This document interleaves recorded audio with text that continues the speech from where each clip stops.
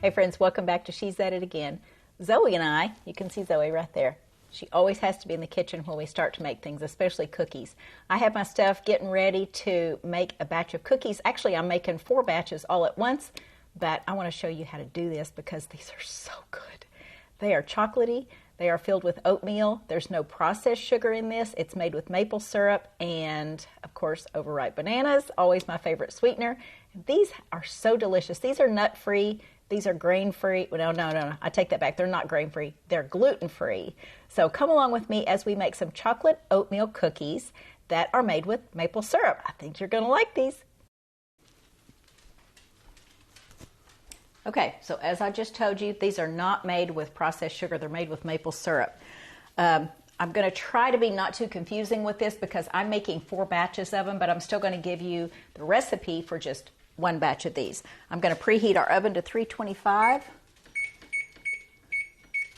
which I should have already done. I've got too many things going on this morning and I'm just kind of scattered. So I made these for lunch, and we had lunch guests over after church yesterday, and as I placed the cookies on the table, I said, if you don't like these, you don't have to eat them, but I just want to tell you ahead of time, they're not made with processed sugar. It's made with maple syrup and sweetened with overripe bananas as well. And one of the people sitting at the table said, anything that dark chocolate has to be good. And I'm telling you, they are. These are not a crisp cookie. They're super soft. We like them a lot. I'm trusting the fact that you're going to like them too, or else I wouldn't be doing the video.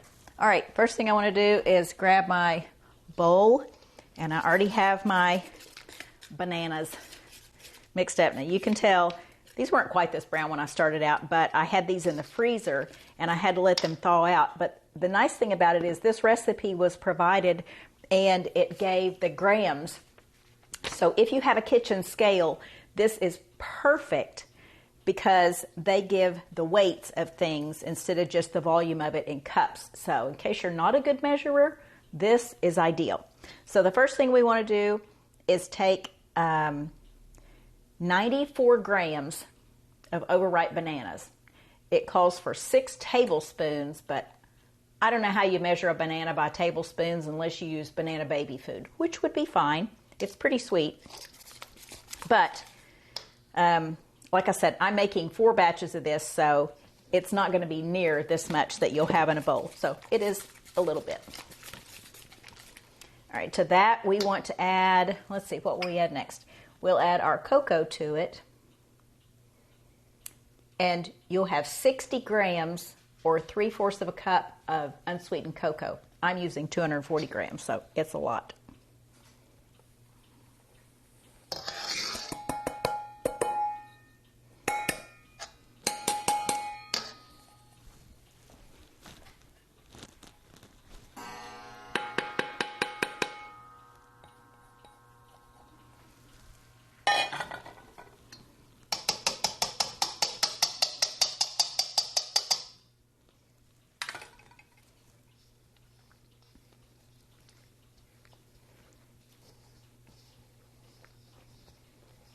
I'm going to go ahead and add my maple syrup to this as well.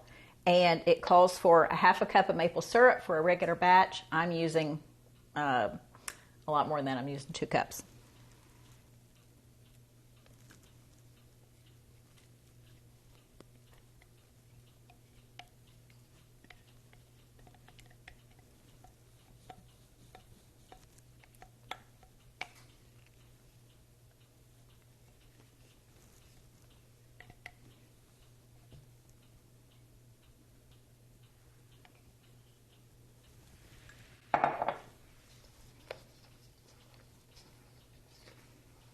And as with anything that's not gluten-free, you're not going to overmix this because you're not building up gluten, making it tough.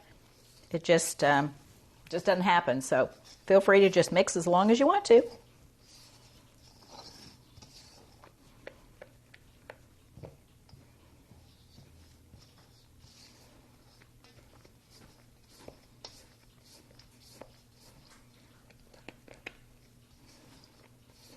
I think the biggest challenge is getting the cocoa incorporated into it because it's dry.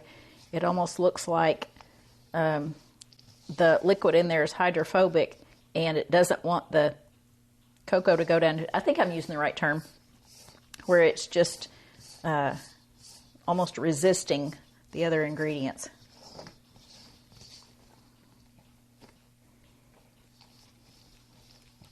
Maybe hydrophobic is where it doesn't accept the liquid, so it's just the opposite of that. It's liquid, doesn't want to accept the dry part.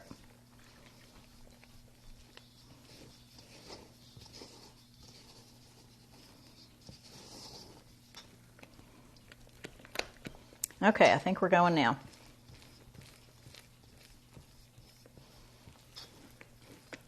Also have my butter melted over there. The recipe calls for 1.5 tablespoons of either coconut oil or butter, and I choose to use butter, and I have it melted. Of course, I'm using more than that.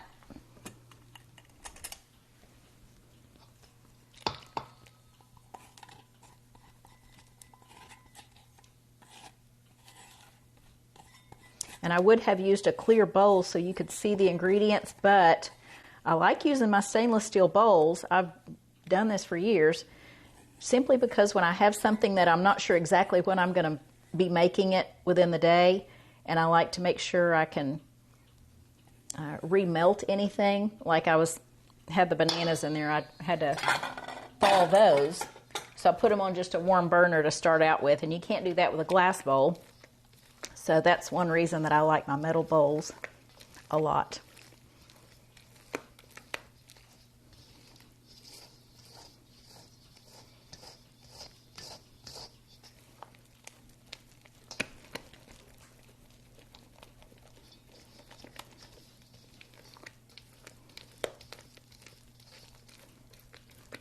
I'm assuming you can see that in there.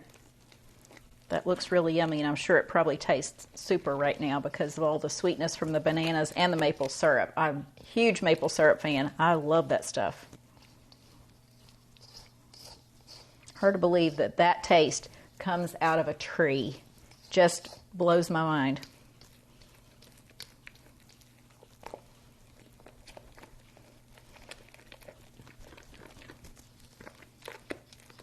Okay, we also have vanilla, calls for 1 teaspoon of vanilla.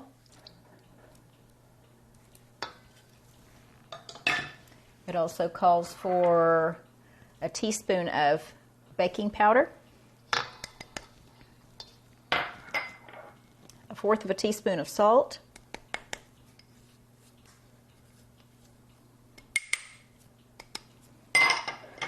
and 1 teaspoon of cinnamon. Obviously, mine looks like a lot more because I'm making 4 batches again.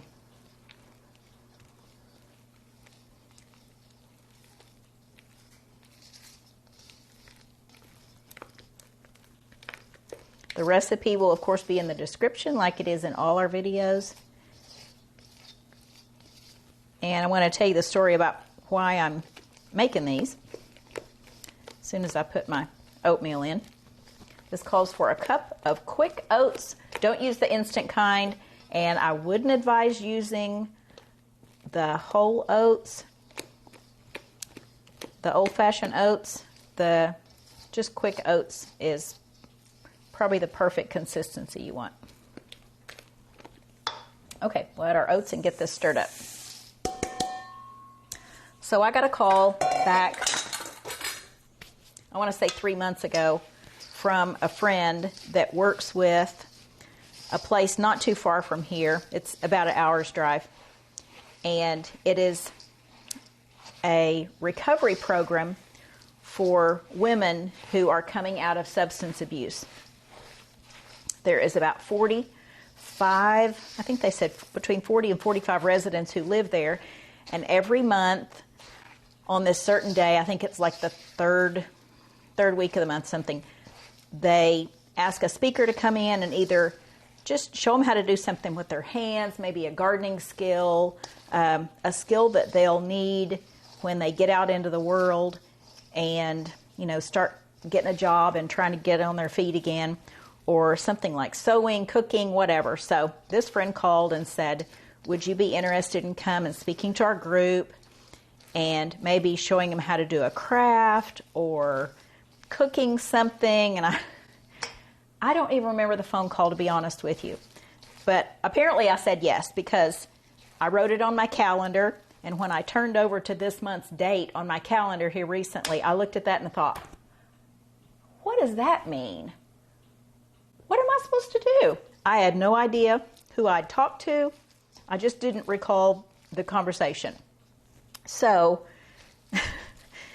about 3 weeks ago, I got a call from a friend, and she told me who it was, and she said, are we still on for this such and such date in September for you coming out to the facility and speaking to the girls and doing a craft or a cooking demonstration? I said, I'm so glad you called because I had no idea what I was talking about when I was reading on my calendar. I'm supposed to be out there at that time. So anyway, we got it all straightened out. So my first thought was, okay, I need to figure out something to show them how to make that's not only cost effective, because they're not going to be, just loaded with cash to go out and buy lots of groceries. I want to show them something that is economical to make, but also incredibly healthy, just nutrient dense. So I had in mind I was going to make this soup. Well, then she told me that I was doing this right after they have lunch. So that kind of made me think about something else. Then I ran across this recipe the other day. And then when I tried the recipe, I texted her back and said, okay, skip the soup. We're not doing a soup demonstration. We're doing a cookie demonstration because I just found a new cookie recipe and I must share it with them. I think this is going to be fabulous. So what I'm going to do is take samples of the cookies for the ladies, and then we'll do a demonstration of just making one batch of them. So that's why we're making 4 batches of these. All right, we have all our ingredients mixed up, and we'll move on to scooping them out onto the baking sheets. I had parchment on these. This is reused parchment. I had a friend contact me the other day, and she said, how do you reuse your parchment? I am driving myself nuts because this stuff is so expensive and I use so much of it. Well, that's the reason I use it over again, because it is pretty costly. Not if you only bake, once a week or so, but I bake a lot, so I'm going to reuse mine when I can. The only time I don't reuse the regular parchment is if I'm doing something gluten-free or a dietary restriction where I have to make sure it hasn't touched any other food because I need to know what the ingredients are. All right, so this doesn't necessarily have to be gluten-free, although it is, and it is nut-free, even though it doesn't have to be, because I'm not dealing with any dietary restrictions with the group of ladies that I'm going to see this week. All right, so this is, I want to say this is a 2 tablespoon cookie dough scoop. Just use whatever kind you have. But we're going to be scooping these out. And they don't necessarily spread a lot, but we do have to press them down before we bake them, because otherwise they'll stay in the shape of a turtle shell, and that's not very attractive. That's not really what I want.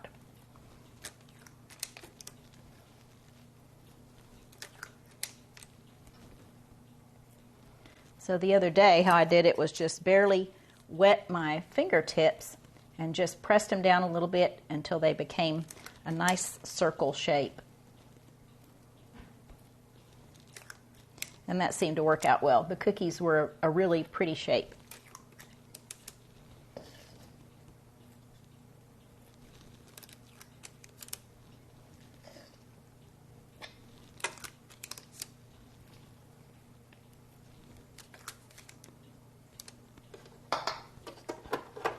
Okay, so that's what we're looking at first.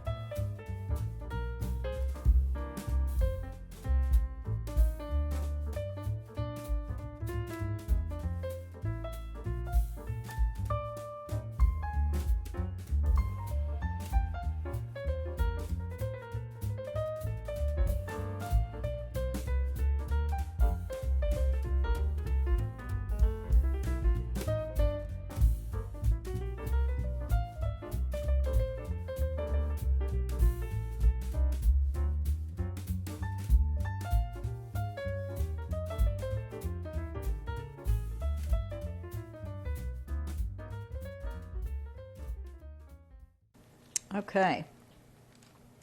I have more than 48 cookies worth of dough. This is how much dough I have left, so I'll deal with that after a while. But we're going to get these smashed down a little bit. Let me get some water in a bowl.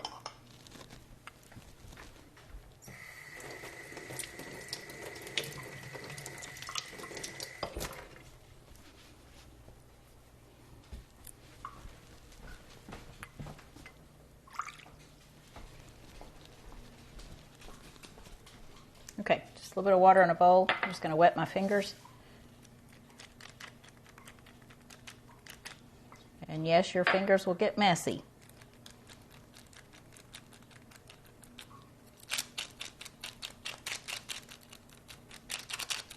And pretty much whatever size and shape you have them at this point is the shape they're going to be when they come out. So if you have extra room on your cookie sheet and you want to add more cookies to it, feel free to do it at that time, because they're not going to spread, they're not going to rise, they're not going to change shapes too much.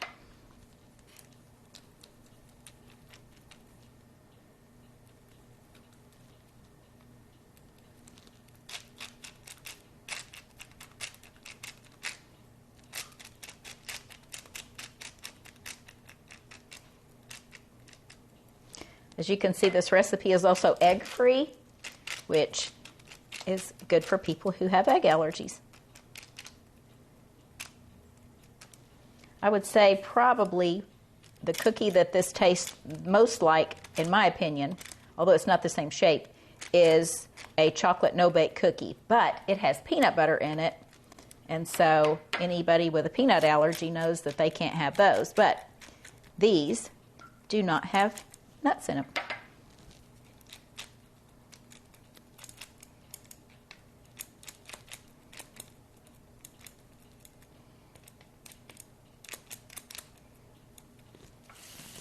Okay, so we got them flattened down like that.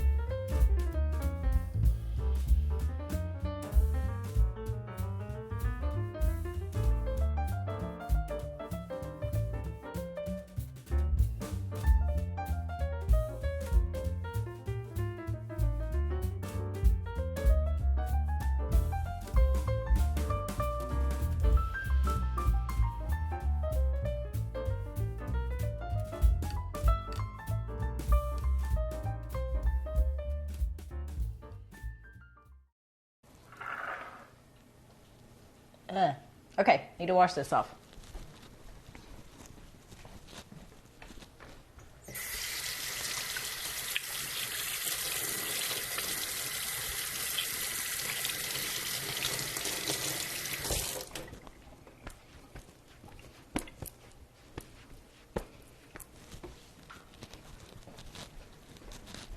All right, we're going to put these in the oven. Our oven is preheated.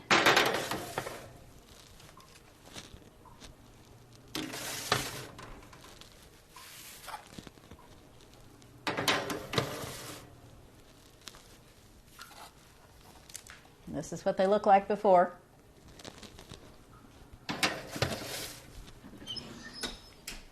We're going to set our timer for 11 minutes. No, I take that back. We're going to set our timer for 15 minutes, but the recipe calls for 9 to 11 minutes. I'm going to need more time because I have more cookies in there.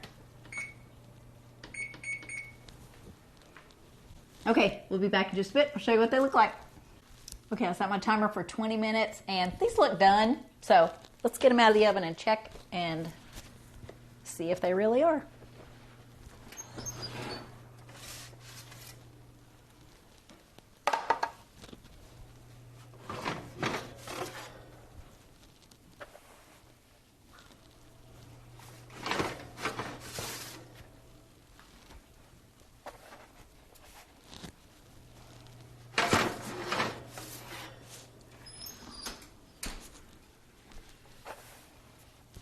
I have to put my little extra pan in there. I scooped out the rest of my cookie dough, and this is how many I had left. So I had 9 left out of all that. And I'll set this for 11 minutes. All right, this is what our cookies look like. Now again, these are not going to be crispy cookies. These are going to be, see if I can lift one up. They're really too hot to do this with, but they're just kind of soft. It's almost like a brownie. It's got the texture of a brownie. Whew, okay, gotta let these cool, and then we'll package these up in little individual snack bags, and I think the ladies are gonna like these. Yeah, I'd call that a success. These smell so good. There is not a banana flavor that's detected in this, and honestly, I was telling my neighbor last night when I took one to her, they don't taste like cinnamon either as much. I mean, I'm not a big fan of cinnamon and chocolate, but these don't have a cinnamon flavor to it either. They just taste like a good brownie, like an oatmeal brownie is what they taste like. So anyway, I know I've given a lot of descriptions of these, but they really are very, very good. But I hope that when I go to do the demonstration for the ladies, that they will kind of see the benefit of making better choices instead of sitting down with a box of Oreos or taking the time to make something from scratch. You know the ingredients and you know what's actually going into your body. I'm hoping they just kind of get a sense of that. But anyway, I just hope to be an encouragement to them. They've been through a lot. So anyway, thanks for joining us. And the recipe, again, is in the description. And we look forward to sharing something again with you real soon. See ya.